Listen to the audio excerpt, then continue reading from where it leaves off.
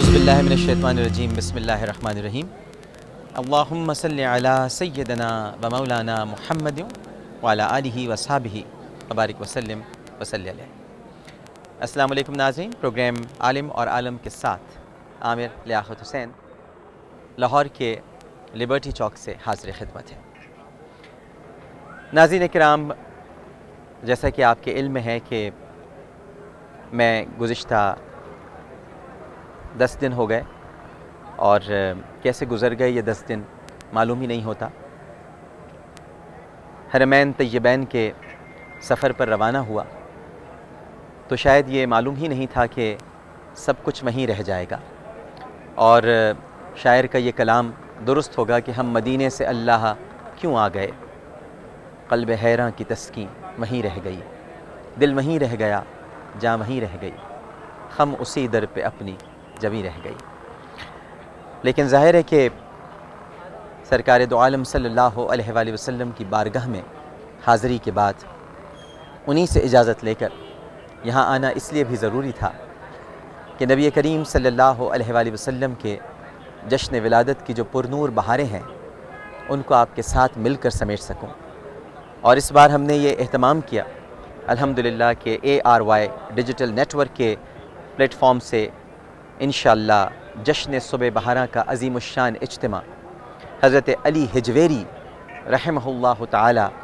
داتا دربار سے آپ براہ راست دیکھ سکیں گے۔ آج جی تو یہ چاہتا ہے ناظرین کرام کہ اپنے سفر کی ساری روداد آپ کے سامنے بیان کروں، وہ راتیں، وہ دن جو مدینے اور مکے میں گزارے، وہ ساعتیں، وہ لمحات کہ جنہیں یاد کر کے دل تڑپ سا جاتا ہے۔ در اقدس پہ جانا، سرکار دو عالم صلی اللہ علیہ وآلہ وسلم کی بارگاہ میں حاضری کا شرف کوئی معمولی بات نہیں ہے ناظرین کرام۔ اس لیے معمولی بات نہیں ہے کہ ہم جیسے گنہگار سیاہکار اس بارگاہ میں چلے گئے، اس دربار میں نبی کریم صلی اللہ علیہ وآلہ وسلم کے سامنے ادب سے کھڑے ہو کر سلام پیش کرنے کے قابل ہو گئے کہ جہاں فرشتوں کو بھی اپنی باری کا انتظار کرنا پڑتا ہے۔ اور کیا بتاؤں ناظرین کرام، کس طرح سے ریاض الجنہ کی وہ گھڑیاں آپ کے سامنے ظاہر کروں کہ جن گھڑیوں کو میں نے پایا اور وہاں پر 2 نفل شکرانے کے پڑے، اپنے وطن کے لیے دعائیں کی، پاکستان کے لیے دعائیں کی۔ عرفہ وہاں پر بہت یاد آئی، اور آج لاہور میں آ کر بھی عرفہ کریم بہت یاد آئی ناظرین کرام۔ اور میں یقیناً وعدے کے مطابق ان کے والد سے ملنے بھی انشاءاللہ کل ضرور جاؤں گا، کیونکہ آج تو عرفہ کی سالگرہ ہے، اور سنا ہے کہ آج پاکستان میں اس کی سالگرہ کے موقع پر ڈاک ٹکٹ کا اجرا ہو رہا ہے۔ وہاں پر ناظرین کرام مجھے ڈاکٹر عافیہ صدیقی بھی بہت یاد آئیں، اور اسی دوران جب ان کی بہن ڈاکٹر فوزیہ صدیقی نے ٹیلی فون پر مجھے بتایا کہ عافیہ نے ماہ ربیع الاول کی مناسبت سے جیل میں کچھ نعتیں اور سلام لکھے ہیں، اور اس کی یہ خواہش ہے کہ اس کا بھیا عامر وہ سلام، وہ نعتیں پوری قوم کو سنائے اور بتائے، تو دل بھر آیا، آنکھوں میں نمی سی آ گئی کہ وہ کتنی دور بیٹھ کر نبی کریم صلی اللہ علیہ وآلہ وسلم سے اپنی عقیدت اور محبت کا اظہار زندہ کی تاریکی میں، اندھیروں میں مسلسل کر رہی ہے، اور ہم جو اجالوں میں ہیں،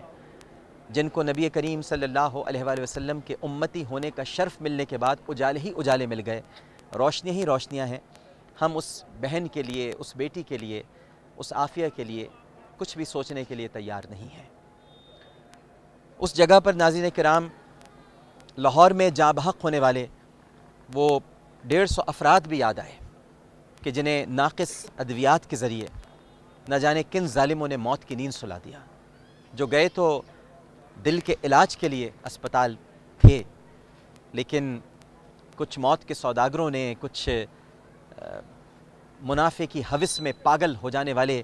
انسان نما درندوں نے ان کی جان لے لی۔ لیکن اطمینان ہوا کہ جب یہ سنا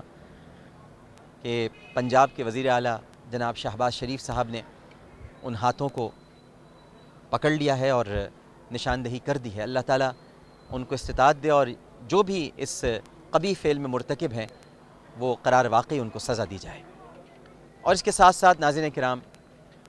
وہ ہر لمحہ جو میرے وطن پر اس وقت تکلیف بن کر گزر رہا ہے وہ وہاں یاد آتا رہا، اور میں آپ کو صدق دل سے یہ بتانا چاہتا ہوں کہ مجھے جب بھی موقع ملا میں نے اپنے اس وطن کے لیے کہ جس نے مجھے، آپ کو، ہم سب کو ایک شناخت عطا کی ہے، یہ پاکستان ہے تو سب کچھ ہے، میں نے پل پل اس کے لیے دعائیں مانگی، میں نے ہر وقت اس کے لیے دعائیں مانگی، ان سب کے لیے بھی دعائیں مانگی جنہوں نے مجھ سے دعا کے لیے کہا، ٹویٹر کے ان تمام لوگوں کے لیے کہ جو مجھ سے رابطے میں رہتے ہیں، جس شخص نے مجھ سے دعا کے لیے کہا، میں نے حتی الامکان یہ کوشش کی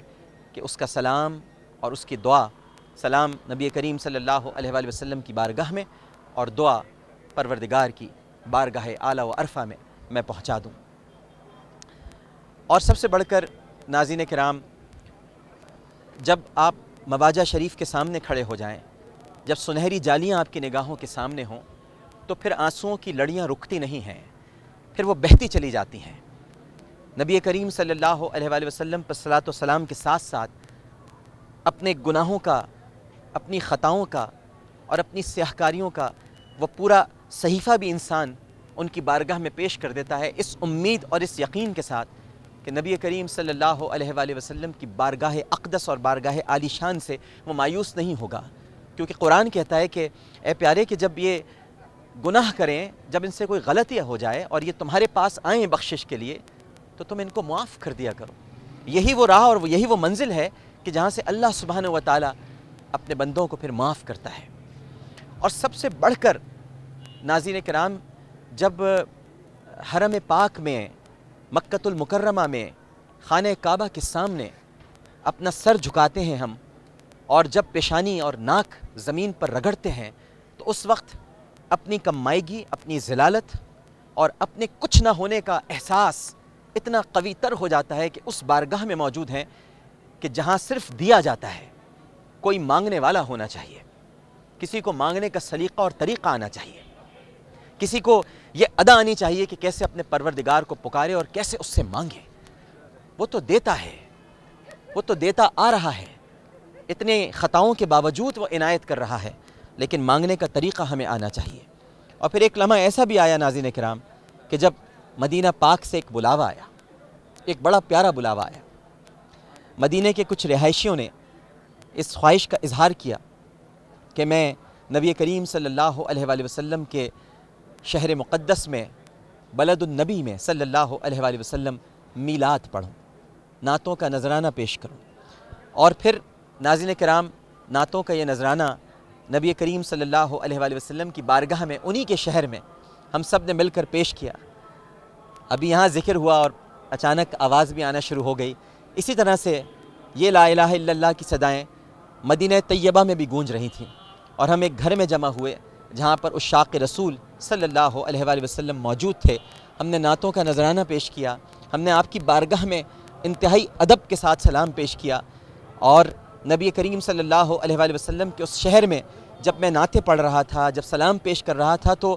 دل کی حالت بڑی عجیب سی تھی۔ میں پہل جب مدینہ گیا تھا تو تھی دل کی حالت، اقبال عظیم کا شعر ہے نا کہ میں پہل جب مدینہ گیا تھا تو تھی دل کی حالت عجب ناظرین کرام، اور اس وقت میری بھی حالت عجب تھی جب یہ نعتیں پیش کر رہا تھا۔ مرزا سلیم بیگ صاحب کا میں بہت مشکور ہوں، جن کی رہائش گاہ پر ہم نے یہ محفل میلاد منعقد کی، منور صاحب بھی وہاں پر موجود تھے، بڑی اہم شخصیات مدینہ منورہ کی تھیں، اور سب نے مل کر نبی کریم صلی اللہ علیہ وآلہ وسلم کا ذکر کیا، اور اس کے بعد ہم نے اللہ سبحانہ و تعالیٰ کی بارگاہ میں فریاد کی، التجا کی، اپنے وطن کے لیے التجا کی، حکمرانوں کے لیے نیک ہدایت کے لیے دعا کی، اور ان لوگوں کے لیے خاص طور پر کہ جو سرکار دو عالم صلی اللہ علیہ وآلہ وسلم کے عشق، ان کی عقیدت، ان سے محبت سے دور ہیں، اللہ سب کو سچا عاشق بنا دے، سرکار کا پیارا بنا دے، سرکار سے محبت کرنے والا بنا دے۔ ان بحثوں سے نکال لے کہ میلاد منانا چاہیے کہ نہیں منانا چاہیے، ذکر کی محفل سجانی چاہیے کہ نہیں سجانی چاہیے، بس یہ سوچ کر ہم سب محبت کریں کہ اس محبت سے خدا خوش ہوتا ہے، اللہ سبحانہ و تعالیٰ خوش ہوتا ہے کہ اس کے حبیب سے پیار کیا جا رہا ہے، کیونکہ وہ اللہ کے حبیب ہیں، اللہ کے محبوب ہیں۔ اللہ جس سے محبت کرتا ہے، ہم اس سے محبت کرنے سے اتنے دور کیوں ہیں؟